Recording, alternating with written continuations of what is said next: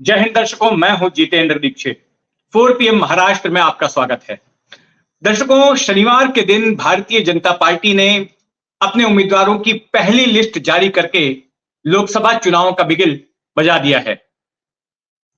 कुल 16 राज्यों के 195 सीटों पर बीजेपी ने अपने उम्मीदवार जाहिर कर दिए। इनमें कई बड़े नाम हैं। प्रधानमंत्री मोदी हैं, गृह मंत्री अमित शाह हैं और पार्टी के कई दूसरे दिग्गज नाम हैं।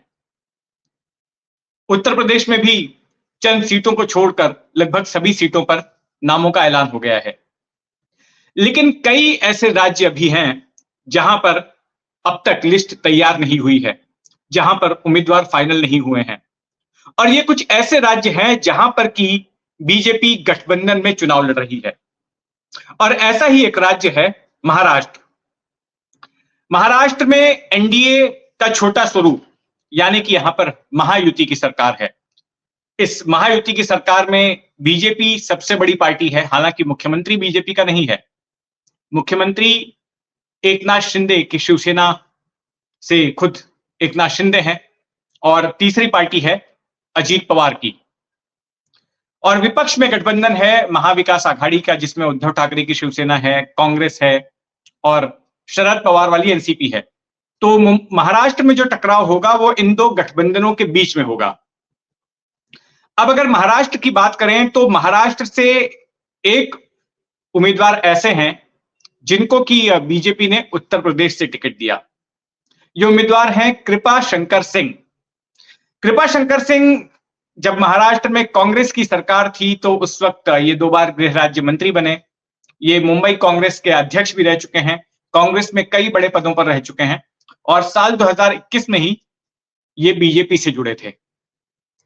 तो कयास लगाया जा रहा था कि इन्हें शायद राज्यसभा दे दी जाए। फिर ये हुआ कि शायद महाराष्ट्र में ही किसी सीट से उन्हें चुनाव लड़ाया जाए।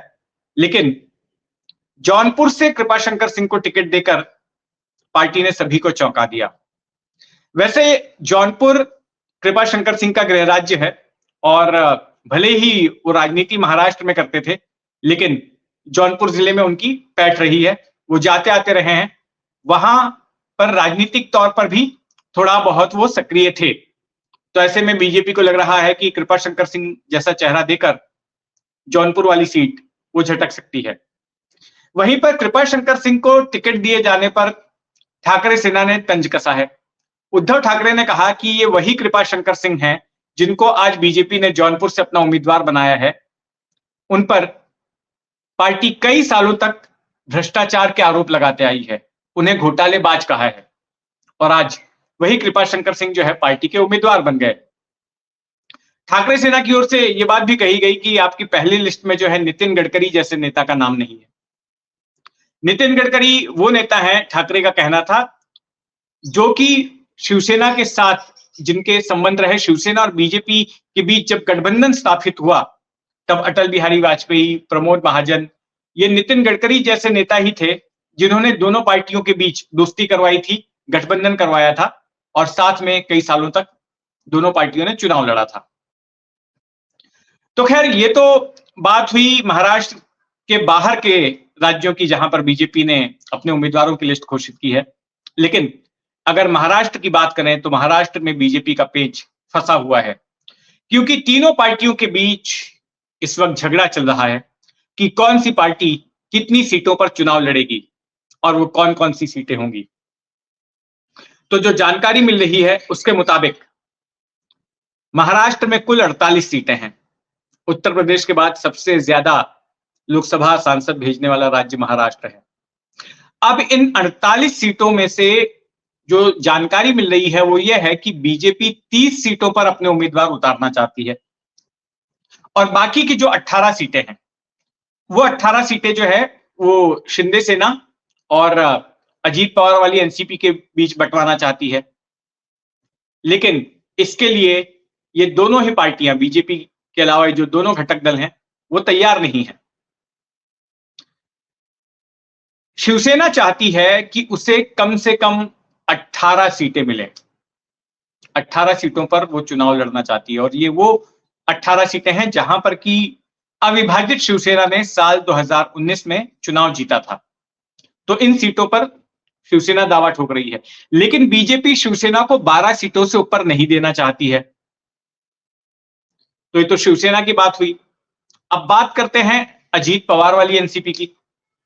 तो अजीत पवार की जो एनसीपी है वो 10 सीटें मांग रही है, लेकिन बीजेपी 6 सीटें देने को तैयार है। 6 से ज्यादा सीटों पर जो है बीजेपी देने को तैयार नहीं।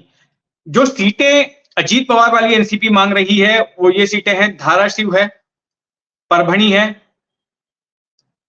फिर इसके बाद गढ़चिरौली की सीट है, बुल्ढाना की सीट है, माढ़ा की सीट है, हिंगोली की सीट है, सतारा की सीट है, शिरूर की सीट है और रायगढ़ की सीट है। तो अब एक तरफ अजीत पवार को भी शांत करना है, दूसरी तरफ कुछ सीटें ऐसी हैं जिनको लेकर शिवसेना बिल्कुल अड़िग है कि वो इन्हीं सीटों पर लड़ना चाहती। एक जिस सीट को लेकर सबसे ज्यादा तनातनी हो रही है वो है कोंकण की सीट, रत्नागिरी सिंधुदुर्ग वाली सीट। इस सीट पर शिवसेना अपना दावा ठोक रही है। शिवसेना के नेता रामदास कदम हैं, उन्होंने बड़े आक्रामक बयान दिए। हाल ही में उन्होंने कहा कि अगर हमें 18 सीटें भी बीजेपी देती है तो कोई एहसान नहीं कर रही है, और बीजेपी अगर ज्यादातर सीटें खुद ही लेना चाहती है तो क्या बीजेपी बाकी दूसरी पार्टियों को खत्म करना चाहती है क्या? तो ये सवाल उन्होंने उठाया। अब रत्नागिरी सिंधुदुर्ग सीट पर 2019 में अविभाजित शिवसेना के विनायक राउत वो यहां से सांसद चुने गए, जो कि अब उद्धव ठाकरे के साथ में हैं। तो इस सीट को लेकर तनातनी है। यहां से नारायण राणे या फिर उनके बेटे नीलेश राणे को जो है टिकट दिया जा सकता है। नीलेश राणे यहां से एक बार सांसद रह चुके हैं और एक बार यहां से चुनाव हार भी चुके हैं।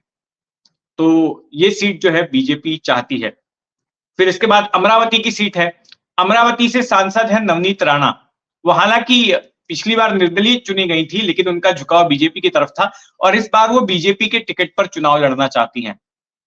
तो ये सीट भी बीजेपी चाहती है। फिर एक हिंगोली की सीट है, इसको लेकर भी झगड़ा चल रहा है। अगर मुंबई की बात करें तो मुंबई में दक्षिण मुंबई की सीट है। दक्षिण मुंबई की सीट 2019 में अविभाजित शिवसेना के पास थी और अरविंद सावंत सांसद बने थे। उससे पहले 2014 में भी अरविंद सावंत ही यहां से सांसद थे और उस फॉर्मूले के तहत शिंदे की शिवसेना भी मांग रही है दक्षिण मुंबई की सीट, लेकिन बीजेपी ये सीट खुद चाहती है। यहां से हो सकता है कि जो मौजूदा विधानसभा के स्पीकर हैं राहुल नार्वेकर, उनको टिकट दे दिया जाए।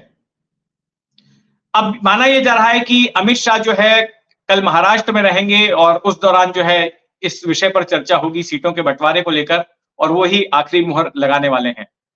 वैसे जहां तक शिवसेना शिंदे गुट का सवाल है तो एकनाथ शिंदे बार्गेनिंग की पोजीशन में इस वक्त है नहीं, क्योंकि वो वैसे ही एहसानों तले दबे हुए हैं बीजेपी के कि मात्र 40 विधायक होते हुए भी बीजेपी ने उनको महाराष्ट्र का मुख्यमंत्री बना दिया। तो देखते हैं क्या कुछ होता है राज्य की राजनीति में। जो भी होगा उस पर हमारी नजर बनी रहेगी। आप भी अपनी नजर बनाए रखें 4 PM महाराष्ट्र पर, और अगर आपने अब तक इस चैनल को सब्सक्राइब नहीं किया है तो सब्सक्राइब कर लें। जय हिंद।